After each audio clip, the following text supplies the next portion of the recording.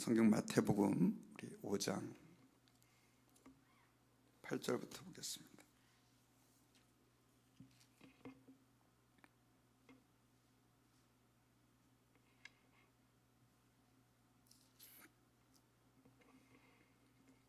두 절입니다. 마태복음 5장 8절과 9절. 한 목소리로 합독하시겠습니다. 시작. 마음이 청결한 자는 복이 있나니 그들이 하나님을 볼 것이며 화평하게 하는 자는 복이 있나니 그들이 하나님의 아들이라 일컬음을 받을 것이며. 아멘. 우리 한번 앞뒤 좌우에 있는 분들하고 한번 인사하겠습니다.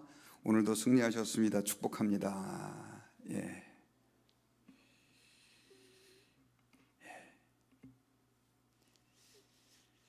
오늘 계속해서 우리 산상수훈 말씀 8복 오늘 4일째로요. 마음이 청결하게 해주시는 마음이 청결한 자의 복, 그리고 또 화평케 하는 자의 복이 어떤 건가, 우리가 오늘 말씀을 중심으로 살펴보기를 원합니다. 산상수훈은 이렇게 살면 복을 받는다, 그런 구도로 기록되어 있지 않고요. 우리가 이미 이런 복을 받았다, 내가 예수님을 믿었다고 한다면 우리 하나님의 자녀들은 이미 이런 복을 받았다라고 하는 관점에서 기록하고 있다는 것을 저희들이 기억하고 계속해서 오늘 말씀을 대할 수 있기를 바랍니다.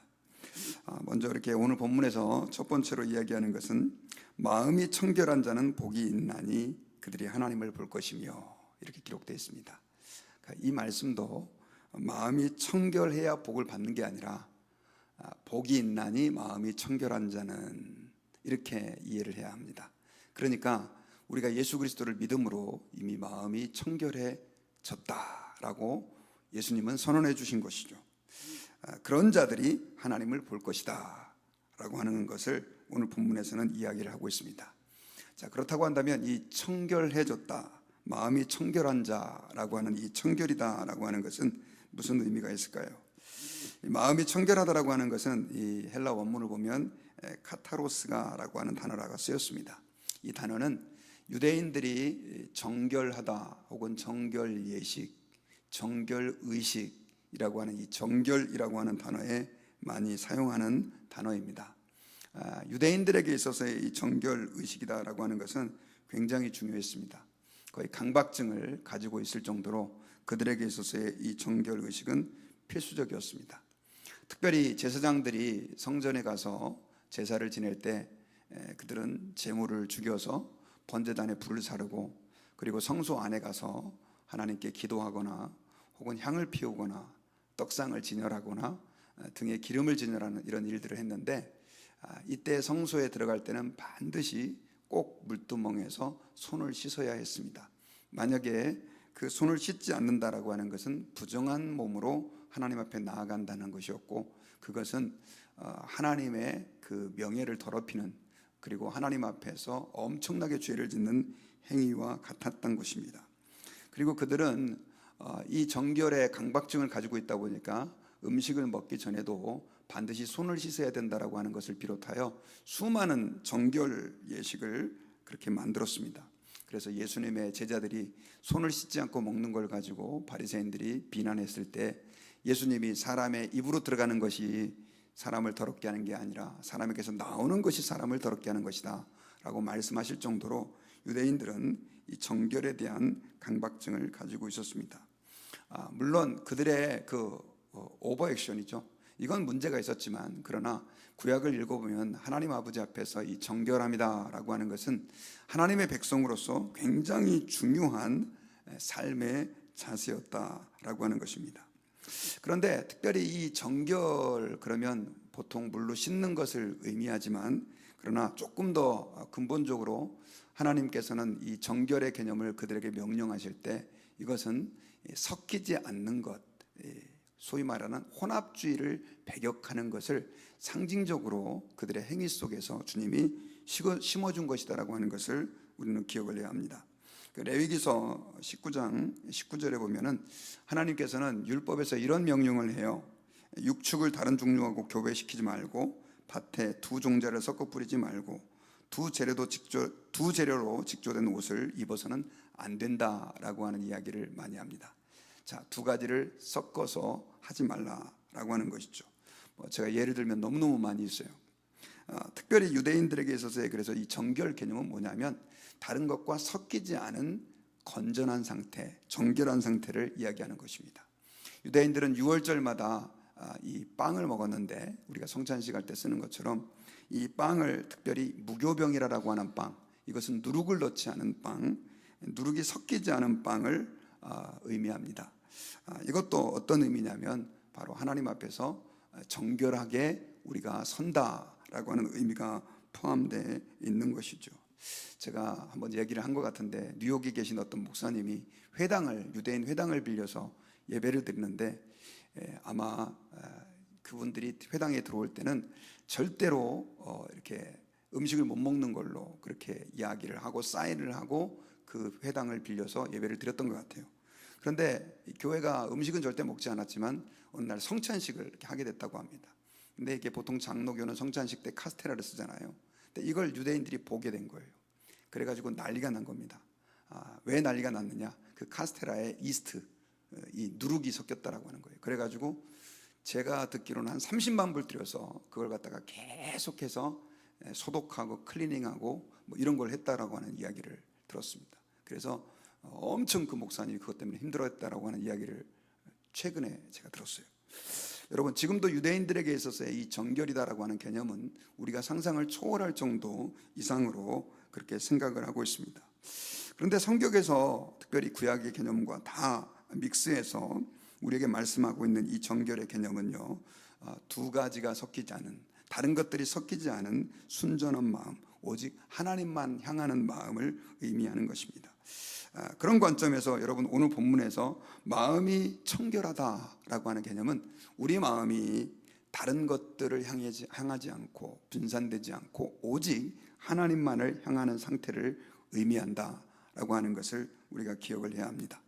마음이 청결하다라고 하는 개념은 그래서 하나님만을 향하고 하나님의 뜻만을 바라보는 순전한 상태를 이야기하는 것이죠.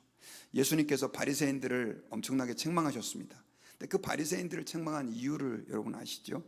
그들이 종교적으로 열심히 부족해서가 아닙니다. 그들은 일주일에 2번씩 금식하고 하루에 3번씩 시간을 정해서 기도하고 소득의 11조를 모든 수입뿐이 아니라 선물까지도 11조를 값으로 계산해서 구분해서 하는 그런 철저한 율법주의자였습니다. 그럼에도 불구하고 예수님은 그들을 향하여 회칠한 무덤이다, 외식하는 자들이다, 저들의 행위를 본받아서는 안 된다라고 예수님께서 책망을 하셨는데 그 이유가 뭐냐? 바로 그들은 그렇게 하나님 앞에서 종교적인 행위를 철저하게 했지만 그들의 마음은 여전히 자기 교만으로 가득 차 있었고 사람들에게 보이기 위하여 자기를 종교적으로 거룩한 사람인 것처럼 치장하기 위해서 이런 두 마음을 가지고 하나님을 섬겼기 때문에 예수님께서 책망한 것이다 라고 하는 것입니다. 자, 그런데 이 바리새인의 예를 통해서도 볼 수 있는 것처럼 하나님 아버지 앞에서 우리는 이렇게 순전하고 청결한 마음을 가져야 되는데 이게 쉽지가 않다는 것입니다. 아니, 저는 불가능하다라고 말할 수 있어요. 마음이 청결한 자가 하나님을 볼 수 있다. 이것은 우리의 노력으로는 가능하지 않은 것입니다. 그런데 예수님께서는 이 예수님의 제자들을 향해서 복이 있도다 마음이 청결한 자들이여 라고 말하면서 그들을 마음이 청결한 자들이라고 선언해 주십니다. 저는 예수님께서 동일하게 여기에 앉아있는 여러분들에게 또 오늘 방송으로 참여하는 하나님의 자녀들에게 예수 그리스도를 믿고 여러분들이 주님의 백성이 되었다고 한다면 여러분들은 복이 있고 이미 하나님 앞에서 청결한 자가 되어 있음을 믿으시길 바랍니다. 왜 그러냐? 저는 더럽고 추하고 어젯밤에도 제가 하나님 앞에서 돌아보니까 죄를 진 것 같고 늘 내 삶을 돌아다 보면 걸음마다 자옥마다 다 죄악투성인데 어떻게 저를 청결하다고 할 수 있겠습니까? 그 이유는 바로 예수님이 우리를 위해서 십자가에서 죽어주셨기 때문에 그렇습니다. 예수님께서 우리를 위하여 십자가에서 죽으심으로 여러분, 우리는 머리털 끝부터 우리 발톱 끝까지 완전히 100% 정결케 된 줄을 믿으시길 바랍니다. 어떤 분은 예수를 믿으면 그때부터 시작해서 이제 10%, 20%, 50%, 70%, 90% 이렇게 정결케 돼간다라고 생각을 하는 분들이 많이 계십니다. 세상의 종교들은 그렇게 가르칩니다. 그러나 여러분, 예수님을 믿는 사람들은 저와 여러분들이 예수 그리스도를 믿음으로 인해서 단번에 완전히 또 모든 우리의 삶의 영역에서 100% 퓨어한 상태로 하나님의 거룩함을 받게 되고 이미 심령이 청결케 됨을 여러분들이 믿으시기를 바랍니다. 그래서 여러분, 우리가 그것을 뭐라고 얘기를 하냐? 은혜다라고 이야기할 수 있는 것입니다. 자, 그런데 예수님께서 이 마음이 청결한 자는 복이 있나니 저희가 하나님을 볼 것이다 라고 하신 약속은 그냥 그저 너희들은 청결해졌으니까 그걸로 감사해라 라고 하는 의미만 포함되어 있지 않습니다. 이 말은 너희들이 이미 청결해졌으니까 그 청결함을 지켜나가야 될 것을 예수님께서는 말씀하고 있는 거예요. 너희가 마음이 청결하게 되었으니까 이제는 청결한 자답게 살라라고 우리에게 말씀해 주고 있는 거예요. 여러분, 우리가 목욕을 늘 해야 되고 또 자동차는 아무리 깨끗하게 씻어도 운전하고 나면, 비 한 번 오고 나면 더러워지는 것처럼 하나님 아버지 앞에서 정결케 된 우리의 심령이라 할지라도 세상을 살다 보면 우리는 때가 묻습니다. 물론 그런 어떤 우리의 때, 더러움, 실수들로 우리가 하나님 앞에 심판받거나 지옥 가지는 않습니다. 그러나 그 죄는 우리로 하여금 하나님이 우리를 사랑하시고 하나님이 우리 안에 거하시고 우리가 하나님과 동행하는 삶에 상당한 지장을 준다라고 하는 것을 기억해야 합니다. 이사야 59장 2절 말씀대로 너희 죄가 하나님과 너희 사이를 갈라놓았다라고 하는 말처럼 하나님 아버지 앞에서 우리가 살면서 이 짓는 죄들은요, 하나님은 정오의 빛처럼 일정하게 우리에게 은혜와 사랑을 베풀어 주시지만 우리의 이 더러워진 마음들은 하나님을 가리게 된다는 것이죠. 하나님을 볼 수 없게 만들고 자꾸만 하나님이 내 삶 가운데서 임재해 계시지 않는 것처럼 우리로 하여금 어두워지게 만든다라고 하는 사실입니다. 그래서 예수님께서 마지막에 제자들의 발을 씻겨주시면서 그 발 하나하나를 씻겨주실 때 베드로가 주님 그렇게 하지 마십시오 라고 얘기했을 때 내가 네 발을 씻기지 않으면 너와 상관이 없다 그랬을 때 예수님이 베드로가 그러면 전체를 다 목욕시켜 주세요 라고 얘기를 했을 때 한번 목욕한 사람은 발만 씻으면 된다라고 말씀하시면서 우리가 하나님 앞에서 이미 정결케 된 자로서 왜 회개해야 되는지를 우리에게 말씀해 주셨던 것입니다. 그러므로 하나님 아버지 앞에서 우리 예수님을 믿는 사람들은 이미 내가 정결케 되어짐을 감사하고 그 정결함을 유지하면서 이 땅에서 신앙생활을 해야 된다라고 하는 것을 기억하고 행여나 내가 연약하여 범죄하고 또 실수했을 때 우리는 하나님 아버지 앞에서 바로바로 나가서 우리의 죄를 고백하고 이미 정결케 해주신 그 주님 앞에 다시 한번 예수님의 십자가를 바라보며 그분의 그 보혈로 우리를 자꾸만 씻어짐을 확인하는 그런 회개의 절차, 과정이 필요하다는 것을 여러분들이 기억해야 합니다. 여러분, 이걸 오해해가지고 어떤 이단에서는 구원파 이단이죠. 이 사람들은 예수 믿는 사람들은 회개할 필요가 없다 이렇게 가르치기도 하고요. 또 어떤 다른 이상한 곳에서는 우리가 회개를 해야 정결함을 받는다, 그래서 구원받는다는 식으로 양극단으로 흘러가는데 이것은 둘 다 잘못된 가르침이라는 것을 기억하고 하나님 앞에서 여러분들이 정결케 됨을 지키기 위해 매일매일 순간순간마다 회개하는 그런 역사가 있기를 주님의 이름으로 부탁드립니다. 그리고 하나님 앞에서 회개한다라고 하는 것은 내가 처음 구원받았을 때를 기억하는 것입니다. 여러분, 예수님을 믿는 사람들에게는 누구나가 다 예수님이 나의 모든 죄를 씻어주신 그 감격들이 있습니다. 그래서 사도 바울은요, 사도행전에서 이 28장이라고 하는 짧은 성경에서 자그마치 3번이나 자기가 어떻게 구원받았는지에 대한 간증을 하는데 그것도 아주 길게 기록이 되어 있습니다. 여러분, 왜 그럴까요? 쓰고 싶은 얘기가 얼마나 많겠어요.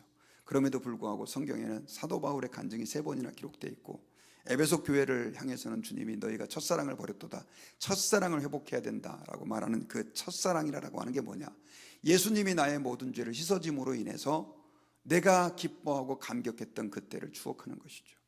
나의 모든 죄를 다 씻어주셔서 늘 기뻐하고 그것 때문에 감격했던 그 감격을 잊지 않고 살아가는 것, 그것이 하나님 앞에서 우리의 청결함을 유지하는 방법입니다. 이런 자들에게는 하나님을 보는 축복을 허락해 주시겠다라고 말씀하고 있습니다. 여러분, 하나님을 본다라고 하는 이 본문에서의 본다라고 하는 말은 헬라 말로 옵손타이가 쓰였어요. 옵손타이라고 하는 단어는 여러분 조금 죄송한데 이 헬라어에는요, 본다라고 하는 단어가 블레포라고 하는 단어가 또 있습니다. 이 블레포라고 하는 단어는 이렇게 사물을 우리 눈으로 보는 걸 얘기하는 거예요. 그런데 오늘 본문에서 하나님을 볼 것이라고 하는 단어는 그 블레포가 아니고 옵손타이라고 하는 단어가 쓰였는데, 이것은 하나님을 눈으로 보는 게 아니라 우리의 경험을 통해서 알아가는 것을 의미하는 것입니다. 여러분, 하나님을 눈으로 보는 거 이것도 귀한 일이죠. 그러나 하나님 아버지는 아무도 볼 수가 없죠. 하나님은 자기 스스로를 보이지도 않았습니다. 그리고 하나님을 본 사람은 죽는다라고 하는 생각들을 이스라엘 백성들은 가지고 있습니다. 그런데 그 하나님의 본체이신 예수 그리스도께서 우리에게 사람으로 자기 자신을 보여주시는 은혜를 베풀어 주신 것이죠. 그런데 우리가 마음이 청결한 자가 하나님을 볼 것이다 라고 말씀하신 것은 단순하게 그런 관점에서 우리가 예수님을 본다든가 또 꿈에 하나님의 환상을 본다든가 이런 것들을 얘기하는 차원이 아니고요, 하나님의 임재를 마치 주님이 내 옆에 계시는 것처럼 내 앞에서 그분을 보면서 이야기하는 것처럼 경험하는 것을 이야기하는 것입니다. 여러분, 우리는 하나님을 다 알고 있습니다. 하나님이 어떤 분입니까? 그러면 하나님은 전지전능하시죠. 우리를 사랑하시죠. 또 하나님은 천지를 창조하신 분입니다. 예수님을 보내서 우리를 구원하신 분입니다. 이거 아마 교회에 다니는 분들은 모르는 사람이 없을 것입니다. 그런데 하나님을 본다는 개념은 단순하게 그렇게 하나님을 지식적으로 안다는 개념이 아니라 완전히 하나님을 말 그대로 경험해서 아는 거죠. 어떤 이 병원에 입원했다가 수술하신 목사님들 혹은 장기간 투병하신 목사님들이 공통적으로 하는 간증이 있더라고요. 그게 뭐냐면, 저는 늘 환자들을 신방하고 그들을 위해서 기도해 주고 또 그들이 얼마나 힘들고 어려울까 그런 부분들에 대해서 알고 있었습니다. 병원을 자주 가서요. 사실 목회자만큼 병원에 자주 갈 수 있는 사람들이 별로 없죠. 그런데 자기가 직접 병원에 가서 입원해서 투병을 해보니까 그 전까지 내가 그 환자들의 어려움을 안다는 것은 단순한 지식에 불과했습니다. 나는 이제 진심으로 그 환자들의 어려움들을 내가 병상에 누워보니까, 수술을 직접 받아보니까 알겠습니다. 이런 고백을 해요. 그 전에 그 목사님이 그 환자들이 얼마나 힘든지를 몰랐던 건 아니잖아요. 그러나 경험해서 하는 건 다른 것입니다. 우리가 여러분, 하나님 좋은 분인 것을 여러분 믿으시죠? 믿으시면 한번 아멘 할까요? 하나님 좋으신 분입니다. 그런데 이걸 그냥 지식적으로 하나님 좋으신 분이고 사랑이고 하나님은 우리를 인도하시는 분이고 이거 아는 거하고 정말 하나님이 내게 좋은 분이라고 하는 것을 내가 경험하는 것은 다른 문제입니다. 그런데 이 하나님이 정말 좋은 분이고 우리를 사랑하시는 분이고 내 삶을 이끄는 분이라고 하는 것을 경험하는 것은 마음이 청결한 자들에게 주어주시는 그 하나님의 그 옵손타이의 복이죠. 하나님을 보는 축복인 것이죠. 여러분, 아무리 내가 힘들고 어려워도 하나님이 내 곁에서 살아계시는 것처럼 나와 함께 해주시고 내가 의로운 오른손으로 너를 붙잡아 줄 것이다, 내가 너와 함께 있어 라고 하는 확신이 있는 사람들은 이 세상의 어려움에 결코 매몰되지 않는다라고 하는 것을 기억해야 합니다. 그런 자가 바로 하나님과 동행하는 자들이고 그런 자들이 하나님의 은혜를 이 땅에서 누리며 살아간다라고 하는 것을 우리가 기억하고, 저는 바라기는 여러분들 모두가 다 그 하나님을 보는 은혜, 하나님을 보는 축복들이 있으시기를 주의 이름으로 축원합니다. 그리고 두 번째, 오늘 본문에서 얘기하고 있는 것은 화평케 하는 자가 복이 있다라고 하는 것입니다. 화평하게 하는 자는 복이 있나니 그들이 하나님의 아들이라 일컬음을 받을 것이요. 이 오늘 본문에서 말하는 이 화평은 평화입니다. 평화인데 특별히 히브리어로 우리가 잘 알고 있는 샬롬이라고 하는 말 아시죠? 이게 바로 평화, 화평을 얘기하는 것입니다. 그런데 오늘 본문에서 이 화평케 하는 자는 복이 있다. 자, 이 말도 아까와 같은 구도로 화평하게 하는 사람이 복을 받는 게 아니라 이미 너희들은 복이 있다, 너희들은 바로 화평케 하는 자들이기 때문이다, 이런 구도로 이해하면 좋겠어요. 자, 우리는 이미 화평케 하는 자입니다. 믿으십니까? 아멘. 왜 그러냐? 여러분, 예수 그리스도는 하나님의 아들이시고요, 예수님이 이 땅 가운데 오셔서 하신 가장 중요한 일이 뭐냐면 바로 화평케 하시는 일입니다. 예수님이 내 안에 계실 때 우리 예수 믿는 사람의 마음에는요, 화평케 하시는 예수 그리스도의 능력이 임해 있습니다. 여러분, 예수님은 하나님과 우리가 원수되었던 그때 십자가에서 친히 죽으시고 부활하심으로 하나님과 우리와의 이 깨졌던 관계, 도저히 회복할 수 없는 이 분리를 화평케 하심으로 회복시키신 줄을 믿으시기 바랍니다. 에베소서 2장 14절에서 그는 우리의 화평이신지라 둘로 하나를 만드사 원수된 것 그 중간에 막힌 담을 자기 육체로 허시고, 이렇게 기록되어 있죠. 예수님은 십자가에서 죽으심으로 하나님과 우리 사이에 화평이 된 거예요. 여러분, 예수님을 평화의 왕이라고 그러잖아요. 어떤 사람들은, 특별히 이단들이 그걸 잘 활용하더라고요. 자꾸만 무슨 평화사절단 해서, 사실 예수님이 평화의 왕이다라고 하는 것은 예수님이 뭐 사람들을 싸우는 거 안 싸우게 만들고, 또 분쟁이 있는 곳에 분쟁을 없게 만들고, 그것 자체가 본질은 아닙니다. 왜냐하면 예수님을 평화의 왕이라고 부르는 이유는 바로 하나님과 우리와의 이 분열이죠. 분리를 예수님께서는 완전한 회복으로 그렇게 만들어 주신 분이시기 때문에 우리는 예수님을 평화의 왕이다라고 부르는 것입니다. 그래서 여러분, 예수 그리스도를 믿는 사람, 성령이 그 안에 계시는 사람은 이 예수님을 믿음과 함께 뭐 기쁨도 오고 죄사함의 감격도 오지만 다른 사람을 화평하게 만들고자 하는 그 마음이 그 안에 심겨지게 되게 됩니다. 특별히 여러분, 하나님 앞에 우리 아담과 하와가 범죄함으로 인해 가지고요, 우리 인간은 하나님과 인간이 분리되며 이제는 완전히 그 원수지간이 되어버렸는데, 이와 함께 어떤 일도 일어나냐면 사람과 사람과의 이 관계에도 이 분리와 다툼이 찾아오게 됐어요. 성경에 보면은 하나님 앞에 범죄한 그 아담과 하와가 선악과를 따먹고 나서 아담아 네가 어디 있느냐라고 말하니까 나중에 이제 숨죠. 왜 선악과 따먹었느냐라고 물었을 때 하나님이 만들어준 저 여자가 그랬습니다. 여자 핑계를 대잖아요. 그리고 여자는 왜 아담에게 선악과를 먹게 했느냐라고 물었을 때 뱀이 그랬습니다. 자꾸 핑계하는 거죠. 그리고 창세기 4장에 보면 가인과 아벨이 제사를 지내다가 가인이 질투심 때문에 아벨을 돌로 쳐 죽입니다. 자, 형제지간에, 가장 사랑해야 할 형제지간에 살인의 그 살육이 일어난 것이죠. 이게 뭐냐? 이 죄 때문에 일어난 것입니다. 죄는 하나님과 인간 사이를 갈라놓았지만 또한 인간과 인간 사이를 깨트려 버린 것이죠. 뿐만이 아닙니다. 죄는 이 인간과 만물과의 관계 또한 파괴시켜 버렸어요.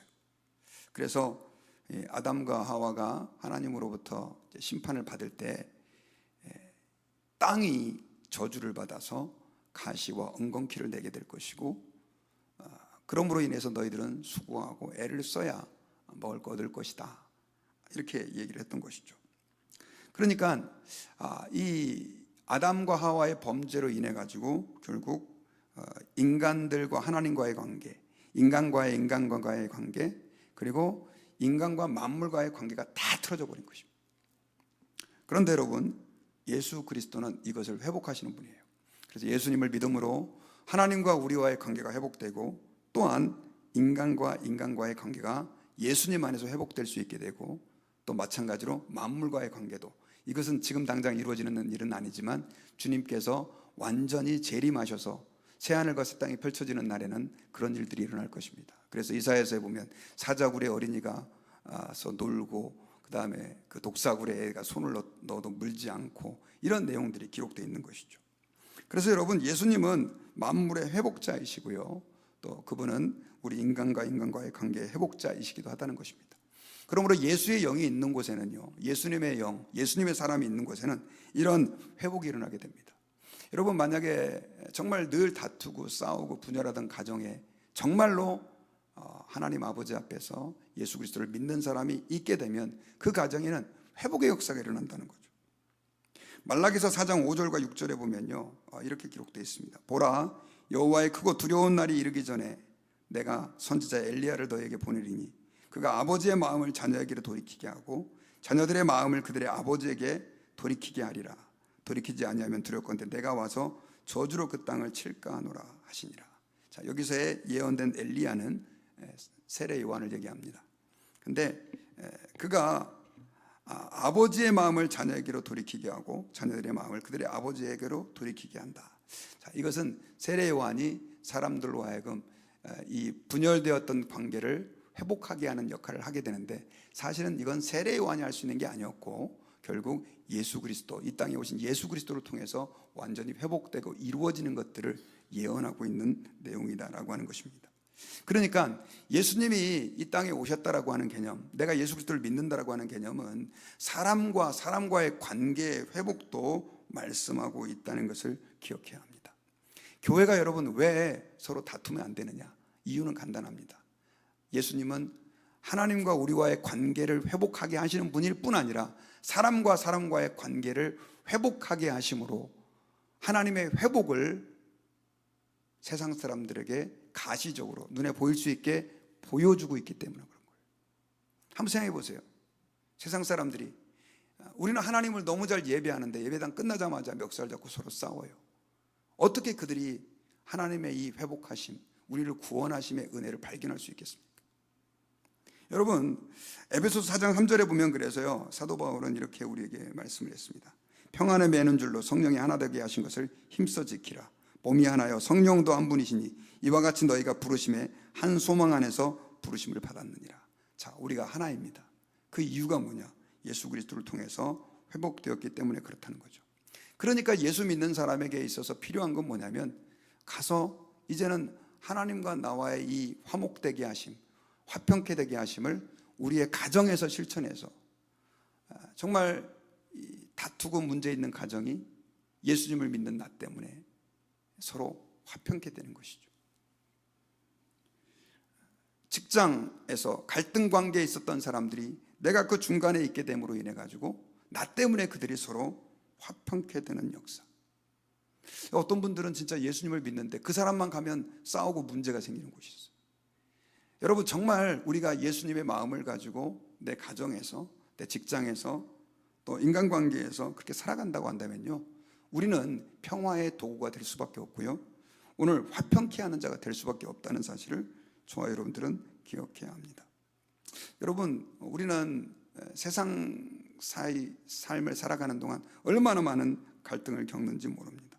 그런데 서로 친구들이 둘이 싸울 때 어떤 친구가 중재를 잘해가지고 화평이 된다고 한다면 우리는 그 친구를 얼마나 좋아합니까? 우리 예수 믿는 사람들에게도 바로 그것이 필요하다라고 하는 사실을 기억해야 합니다. 우리가 잘 알고 있는 이 사도 바울이, 우리가 알고 있는 바울이 될 수 있었던 것은 결정적으로 바나바의 중재가 있었기 때문입니다. 이 사도 바울은 원래 그 전에 예수님을 믿는 사람을 핍박하던 그런 사람이었잖아요. 나중에 그가 회심을 하고 예수님을 만났음에도 불구하고 이 예루살렘 교회에 있는 사도들은 이걸 인정하지 못했습니다. 만약에 그대로 있었다고 한다면 기독교는 두 개로 쪼개졌을 수도 있어요. 바울의 종교 그리고 사도들의 종교. 그런데 이걸 갖다가 중간에서 중재해서 하나가 되게 한 사람이 누구냐? 바나바입니다. 사도행전 9장 26절 7절에 보면 사울이 예루살렘에 가서 제자들을 사귀고자 하나 다 두려워하여 그가 제자됨을 믿지 아니하니 바나바가 데리고 가서 사도들에게 가서 그가 길에서 어떻게 주를 보았는지 주께서 그에게 말씀하신 일과 다메섹에서 그가 어떻게 예수의 이름으로 담대히 말하였는지를 전하니라. 이걸로 인해 가지고 예루살렘 교회에 있는 사도들이 사도 바울의 사역을 인정하고 지금 이렇게 우리가 같은 성경을 가지고 또 하나님께서 바울을 통해서 주신 그 말씀을 가지고 이렇게 신앙생활을 할 수 있게 된 것입니다. 그럼 여러분, 저와 여러분들이 예수님을 믿는다고 한다면 우리는 하나님 앞에서 화평케 하는 사역을 감당하는 하나님의 자녀들이 되시기를 주의 이름으로 부탁드립니다. 이런 자들을 오늘 본문에서는 뭐라고 얘기를 하고 있느냐? 그들이 하나님의 아들이라 일컬음을 받게 될 것이다. 여러분, 아들이다 라고 하는 칭호는 엄청난 칭호죠. 사실 예수님에게 사용한 칭호가 하나님의 아들입니다. 그런데 그런 칭호를 주신다라고 하는 이유는 저 사람이 예수님과 같은 일을 지금 하고 있다는 거예요. 예수님은 여러분 하나님과 우리와의 관계를 회복하게 하고 사람과의 관계를 회복하게 하시는 그 놀라운 일들을 이루신 분이시기 때문에 이런 놀라운 영광이 바로 저와 여러분들에게 화평케 하는 자들에게 주어졌다는 것을 믿으시고 저와 여러분들 모두가 다 그 사역을 감당하는 주의 백성 되시기를 주의 이름으로 축원합니다. 저는 말씀의 결론을 맺겠습니다. 오늘 본문에서 두 가지 또 중요한 산상수훈의 복을 살펴봤습니다. 그것은 마음이 청결한 자가 복이 있나니 그들이 하나님을 볼 것이다. 우리는 예수 그리스도를 인하여 완전히 청결케 되었습니다. 우리가 하나님 앞에서 그 마음 가지고 세상을 살아갈 때 주님이 내 앞에 계시는 것처럼 우리는 그분을 경험하며 또 그분을 누리며 살게 되는 축복이 있을 것입니다. 그리고 우리는 이미 화평케 하는 복을 받았습니다. 우리가 가는 곳마다 이런 회복과 또 화평케 하시는 은혜가 저와 여러분들의 가정에서, 직장에서, 교회 안에서 아름답게 일어날 수 있기를 주님의 이름으로 축원합니다. 기도하겠습니다.